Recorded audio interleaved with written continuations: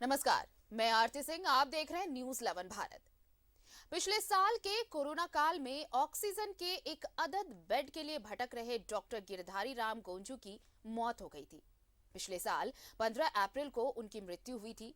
Doctor Gonjhu को मरणोपरांत पद्मश्री पुरस्कार से नवाजा गया है। एक रिपोर्ट दिखाते हैं आपको।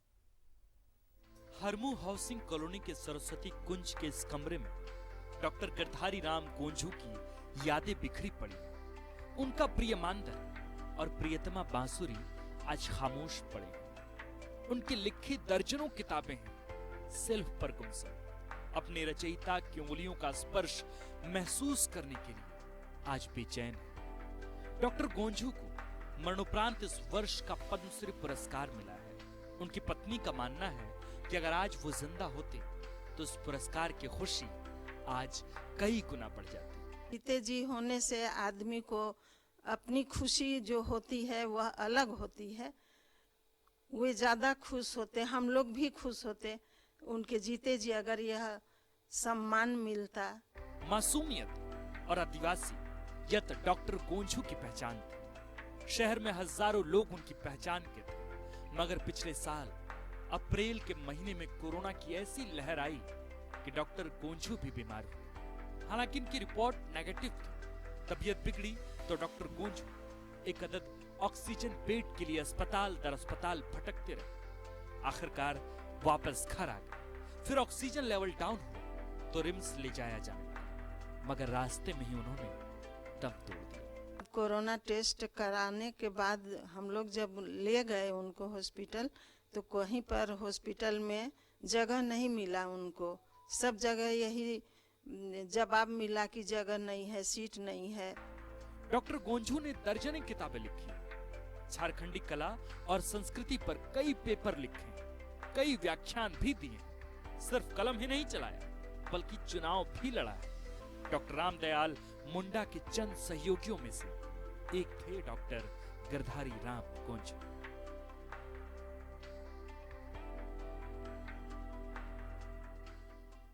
गोंझू दा झारखंडी कला साहित्य संस्कृति का जीता जागता नमूना थे।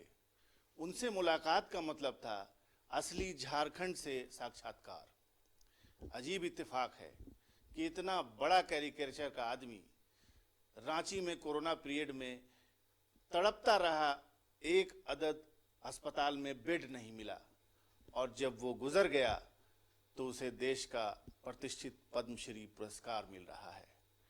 कैमरामैन कुणाल के साथ मैं शाहनवाज अख्तर, न्यूज़ 11 भारत, रांची।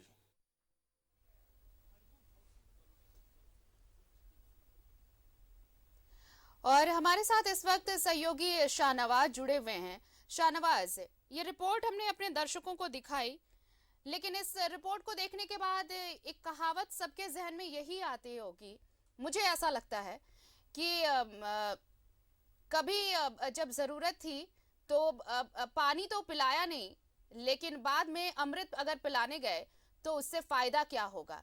जब वो जिंदा थे डॉक्टर गोंझू, उन्हें एक ऑक्सीजन बेड की जरूरत थी, बेड तक मैसर नहीं हुई। अब मरणोपरांत पद्मश्री दिया गया है, तो इससे क्या कुछ साबित कर रही है सरकार? हाँ, बहुत बड़ी विडंबना है। वैसे भी हमारा जो देश है उसमें जिंदा लोगों की कम कद्र होती है और कोई मर जाता है तो उसको उसकी तारीफ लोग करते हैं और वो अपने गुणों के साथ जिंदा रहता है, आपके समाज के आपके बीच में है, तो उसको 15 कमियां उसके अंदर रहती। ये तो एक नेचुरल इंस्टिंक्ट है हमारे देश के मेंटालिटी का। तो ये तो है। और डॉक्टर गोंझू के साथ जो कुछ हुआ वो अपने आप में बहुत दुखद है। डॉक्टर गोंझू को हजारों लोग जानते होंगे, यहाँ पर सब लोग जानते हैं कि वो बहुत ही सूफियाना फकीराना जिंदगी गुजारते थे। एक झोला टंगा हुआ होता था और इतने बड़े फिलोसोफर, इतने बड़े गाइड, इतने बड़े राइटर और हर जगह पैदल आना जाना, बहुत सादा जीवन। देखिए, अगर मासूमियत और आदिवासियत दोनों को परिभाषित करें और उसका एक कोई बॉडी ढूंढे उसके लिए, उसमें आप आसानी से डॉक्टर गोंझू को फिट कर सकते हैं। बहुत सादा जीवन, डॉक्टर की उपाधि, प्रोफेसर का जीवन जो होता है जीते हैं थे, लेकिन इतना सादा जीवन, कभी भी उपलब्ध, कहीं भी आने के लिए तैयार, ये सारी चीजें तो बहुत सारे लोग उनको जानते होंगे। लेकिन आप याद करें 15 अप्रैल को उनकी मौत हुई थी और 13 अप्रैल से लेके 15 अप्रैल तक, हालांकि वो नेगेटिव थे, कोरोना नेगेटिव की रिपोर्ट आई थी उनकी, लेकिन वो तबीयत उस जमाने में खराब हो जाना आप समझ सकती हैं कि अस्पताल में ऑक्सीजन की कमी थी। ऑक्सीजन बेड तलाशते तलाशते उन्होंने रांची के तमाम 5 बड़े अस्पताल जो निजी अस्पताल हैं उसका अस्पताल ले गए उनको।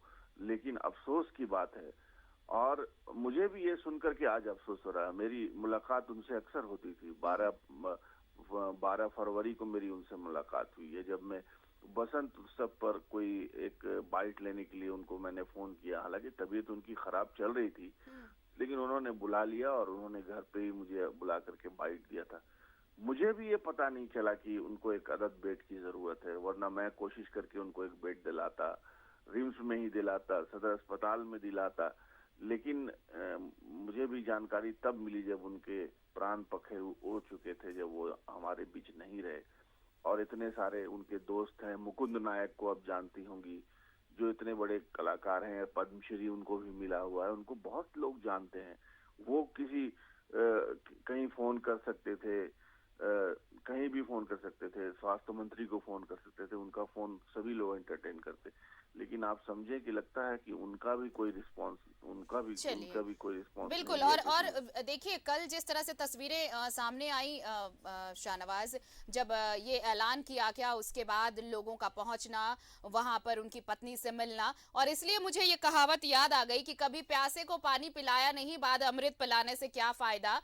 कि अब इस तरह से अगर आप कितना भी सम्मान दे दे, कितना भी उन्हें अलंकृत कर दे, कोई शख्स जो दूसरी दुनिया में चला गया है वो वापस तो नहीं लौट सकता, लेकिन वो टीस हमेशा के लिए रह जाती है। शुक्रिया शाहनवाज हमारे साथ जुड़ने के लिए। और इस वक्त हमारे साथ स्वर्गीय गिरधारी गोंझू की पत्नी जो है सरस्वती देवी, वो हमारे साथ जुड़ी हुई है। सरस्वती जी, क्या कहना चाहती हैं आप? चले गए डॉक्टर गोंझू, चले गए, लेकिन जिस वक्त उन्हें एक बेड चाहिए थी वो नहीं मिला। मरणोपरांत एक बड़ा सम्मान, देश का सबसे प्रतिष्ठित सम्मान। जी, अब तो बहुत खुशी हो रही है, गर्व हो रहा है जी कि उनको मिला ये सम्मान, इसलिए हम सब खुश हैं। कहना चाहती हैं आप कि उस वक्त जब एक बेड की जरूरत थी, वो बेड अगर मिल जाता तो आज कुछ और हालात रहते। हाँ, वैसा कहा है, और ये स्वाभाविक भी लगता है कि ऐसा होने से अच्छा होता, लेकिन उस समय नहीं हो सका, तो अभी मिला, इसके लिए भी हम लोग को बहुत खुशी है, गर्व है। कैसे याद करती हैं उन दिनों को कि जिस वक्त जो चीज चाहिए थी वो मिली नहीं, और अब ये सम्मान मिला है? वाकई गर्व की बात है, लेकिन उस वक्त अगर जिस चीज की जरूरत थी अगर मिल गई होती, अगर सरकार की तरफ से वो मदद मिली होती या किसी की भी तरफ से, तो और अच्छा होता। हाँ, ऐसा हमें लगता है, लेकिन अब नहीं हो सका उस समय, तो अभी मिला। किसी को जिम्मेवार मानती हैं? नहीं, अब तो किसको क्या कहा जाएगा। हाँ, इसलिए जो हो गया हो गया। कोई शिकवा, कोई शिकायत नहीं किसी से? अब नहीं है। अब नहीं है। चलिए, शुक्रिया मैम हमारे साथ जुड़ने के लिए।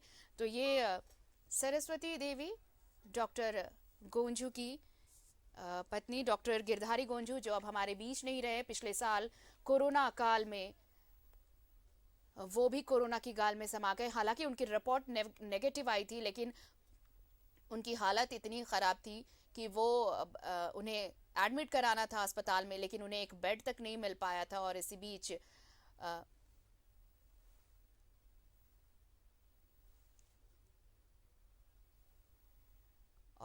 उन्होंने दम तोड़ दिया था। इस वक्त हमारे साथ सहयोगी अजय लाल जुड़े हुए हैं, सीधे उनका रुख कर लेते हैं।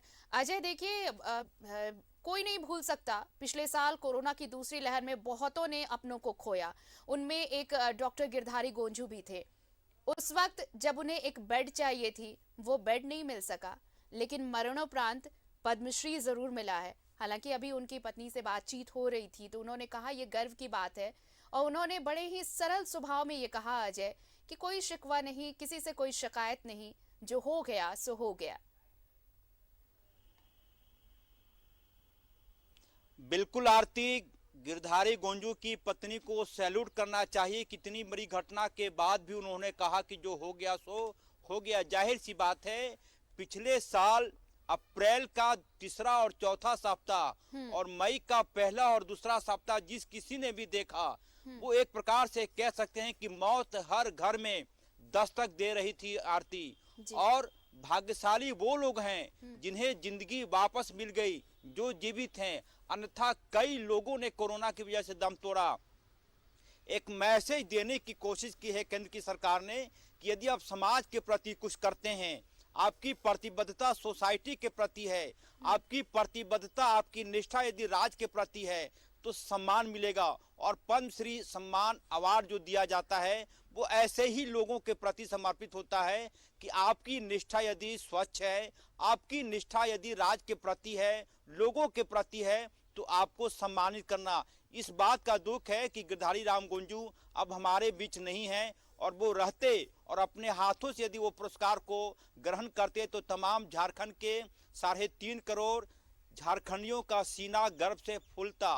लेकिन वो हमारे बीच नहीं है, इसका दुख बेशक है, उनकी कमी को भुलाया नहीं जा सकता। लेकिन अब सवाल उठता है कि अब हम और आप क्या कर सकते हैं।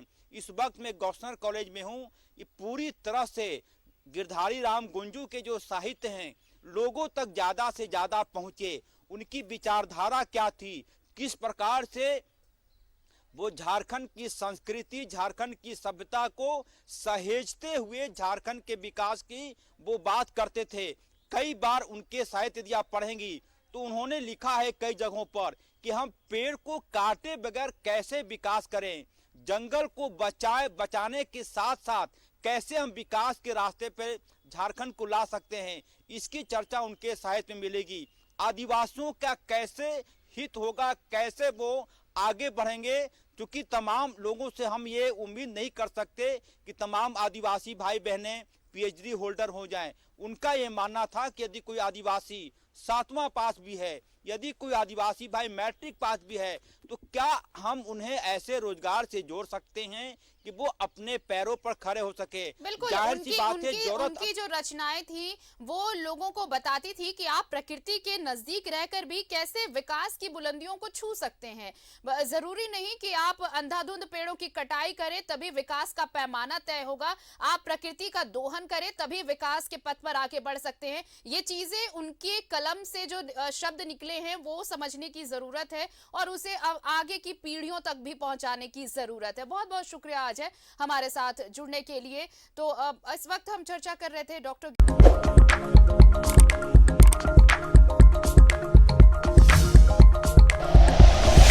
Like and share videos, subscribe करें हमारा चैनल और प्रेस करें बेल आइकॉन। न्यूज़ 11 भारत, सच है तो दिखेगा।